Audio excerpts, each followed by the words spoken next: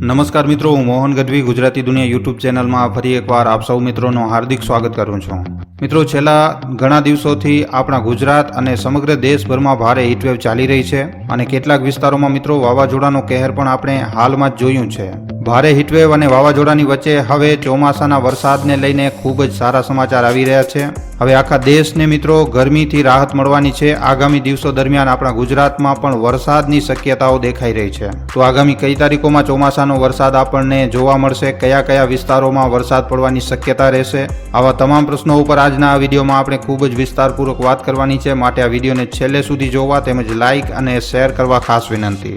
અને જો તમે આ ચેનલ ઉપર પહેલી વાર આવ્યા છો તો હમણાં જ ચેનલને સબસ્ક્રાઇબ કરી લેજો. તો ચાલો આજનો આ મહત્વપૂર્ણ વિડીયો શરૂ કરીએ.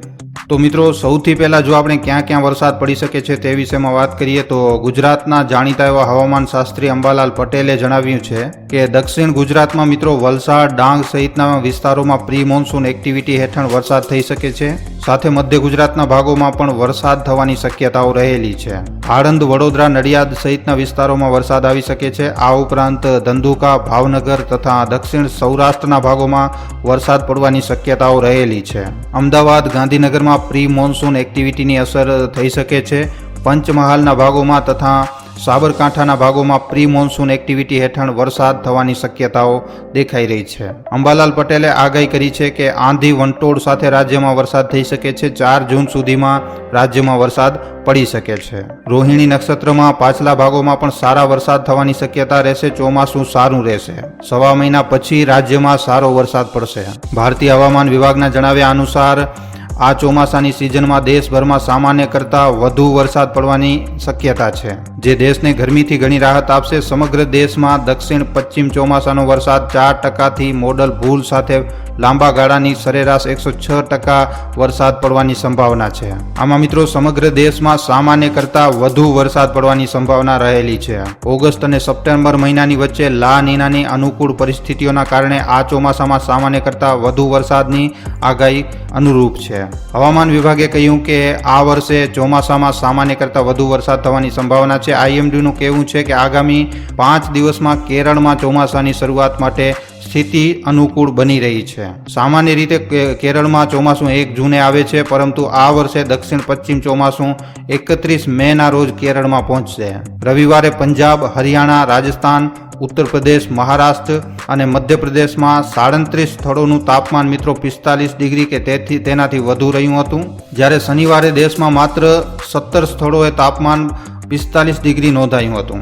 હવામાન વિભાગે આગામી 2 દિવસ રાજસ્થાન, પંજાબ, હરિયાણા, ચંદીગઢ, દિલ્હી, ઉત્તર પ્રદેશમાં તીવ્ર હીટવેવનું એલર્ટ હજી પણ જાહેર કર્યું છે, જ્યારે મધ્યપ્રદેશ, મહારાષ્ટ્ર અને ગુજરાતના વિવિધ વિસ્તારોમાં હીટવેવનું યલો એલર્ટ જારી કરવામાં આવ્યું છે. આઈએમડીનું કહેવું છે કે દેશના ઘણા રાજ્યોમાં ગરમીની સ્થિતિ યથાવત રહેવાની શક્યતા છે હજી પણ આગામી 4-5 દિવસો દરમિયાન. હાલમાં તો એવું છે મિત્રો કે હાલમાં તો ગુજરાત સહિત અનેક ભાગોમાં ગરમી હાહાકાર મચાવી રહી છે. અનેક ઠેકાણે પારો 49 ડિગ્રી સેલ્સિયસ ઉપર પણ જતો રહ્યો છે. ખાસ કરીને ઉત્તર ભારતના અનેક રાજ્યોમાં હાલત ખૂબ જ ખરાબ છે. બીજી બાજુ રેલમ વાવાઝોડાના કારણે પૂર્વ ઉત્તર બંગાળ અને અનેક વિસ્તારોમાં કહેર મચ્યો છે. પરંતુ હવે આ બધાની વચ્ચે હવામાન વિભાગે આ રાજ્યોને 5 દિવસ સાવધાન રહેવાની સલાહ આપી છે. ચક્રવાતી તોફાન રેલમ અત્યાર સુધીમાં અનેક લોકોના જીવ લઈ ચૂક્યું છે. પશ્ચિમ બંગાળમાં રેલમના કારણે 6 જેટલા લોકોના જીવ ગયા છે. તેલંગાણાના અનેક વિસ્તારોમાં રવિવારે રાત્રે આવેલા જે આંધી તોફાન તથા ભારે વરસાદના પગલે 13 લોકોના મોત થયા છે. રાજ્યની રાજધાની હૈદરાબાદ સહિત અનેક જિલ્લાઓમાં ભારે આંધી સાથે વરસાદે કહેર મચાવ્યો. બાંગ્લાદેશના તટીય વિસ્તારોમાં રેલમના પહોંચ્યા બાદ ઓછામાં ઓછા 10 લોકોના મોત થયા, જ્યારે લાખો લોકો વીજળી વગર પણ રહેવા માટે મજબૂર થયા હતા. મિત્રો, રેલમના પ્રભાવને જોતા આસામના અનેક જિલ્લાઓમાં ભારેથી અતિભારે વરસાદનું પૂર્વ અનુમાન જોતા હાઈ એલર્ટ જાહેર કરવામાં આવ્યું છે. હજી પણ હવામાન ખાતાની લેટેસ્ટ આગાહી મુજબ દેશના અન્ય ભાગોની વાત કરીએ તો આસામ અને મેઘાલયમાં 29 મેના રોજ અને એના પછી 1 જૂનની વચ્ચે ભારેથી અતિભારે વરસાદ પડી શકે છે. અરુણાચલ પ્રદેશમાં પણ આજે અને આવતીકાલે ભારેથી અતિભારે વરસાદ પડી શકે છે. આ ઉપરાંત નાગાલેન્ડ, મણિપુર, ત્રિપુરા, મિઝોરમમાં પણ આજે અને આવતીકાલે ભારેથી અતિભારે વરસાદ પડવાની શક્યતાઓ રહેલી છે. ગુજરાતની વાત કરીએ તો ગુજરાતમાં હાલમાં હવામાન ખાતા દ્વારા આજે આગાહી કરાઈ છે કે આજથી રાજ્યમાં તાપમાનમાં ઘટાડો થતાં લોકોને રાહત મળશે ગરમીથી. તાપમાનમાં મિત્રો 2 થી 3 ડિગ્રીનો ઘટાડો જોવા મળી શકે છે. હાલ ગરમીને લઈને કોઈ એલર્ટ નથી. પવનની દિશા બદલાતા તાપમાનમાં ઘટાડો જોવા મળશે. આજે અમદાવાદમાં તાપમાન 45.2 ડિગ્રી અને ગાંધીનગરમાં 44.5 ડિગ્રી તાપમાન નોંધાયું છે. હાલ પશ્ચિમથી દક્ષિણ પશ્ચિમથી પવનો ફૂંકાતા તાપમાનમાં ઘટાડો થશે. 25 થી 30 કિલોમીટરની ઝડપે પવન ફૂંકાશે. આગામી 5 દિવસ માછીમારોને દરિયો ન ખેડવાની સૂચના આપવામાં આવી છે. દરિયામાં ડીપ ડિપ્રેશન પ્રેશર બનતા દરિયામાં પવનની ગતિવિધિ છે. દરિયા માટે હવામાન વિભાગે યેલો એલર્ટ જારી કર્યું છે. આ વર્ષે દેશમાં 106% વરસાદ થવાની શક્યતા છે. ગુજરાતમાં પણ સામાન્ય કરતાં વધુ વરસાદ થશે.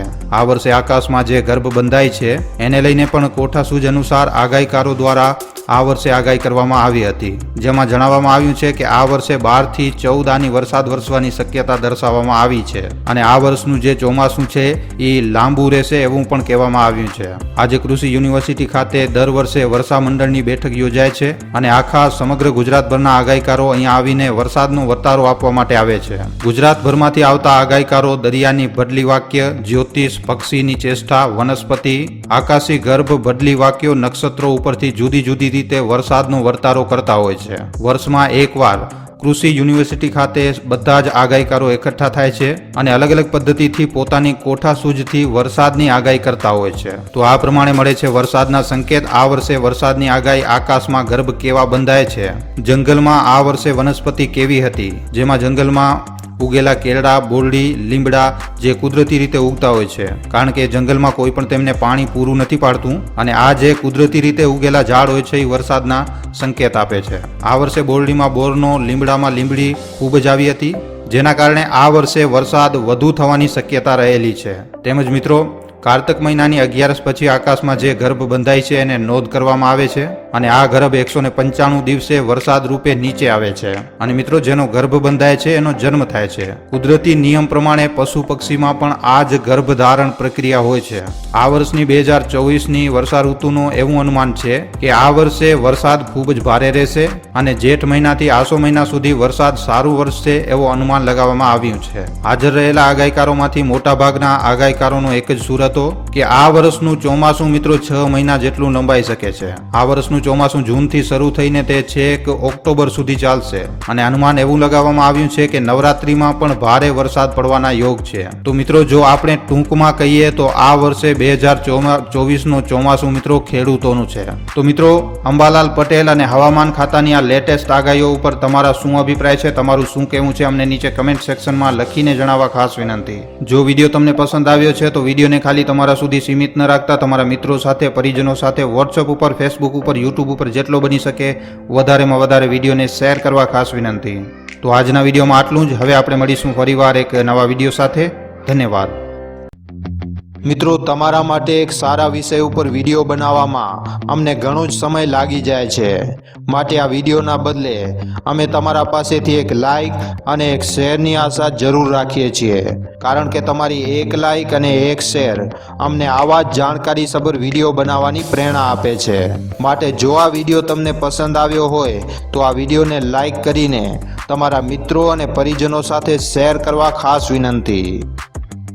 અને જો તમે અમારા ગુજરાતી દુનિયા નામના યુટ્યુબ ચેનલ ઉપર પહેલીવાર આવ્યા છો તો હમણાં જ આ ચેનલને સબસ્ક્રાઈબ કરી લેજો. સબસ્ક્રાઈબ કર્યા બાદ બાજુમાં જે બેલ આઇકન, જે ઘંટડીનું નિશાન આવે એને દબાવી નાખજો, જેનાથી અમારા દરેક વિડીયોની જાણકારી તમને નોટિફિકેશનના માધ્યમથી મળતી રહે. આખો વિડીયો જોવા બદલ આભાર. હવે આપણે મળીશું એક આવા જ નવા જાણકારીસભર વિડીયોમાં. ધન્યવાદ.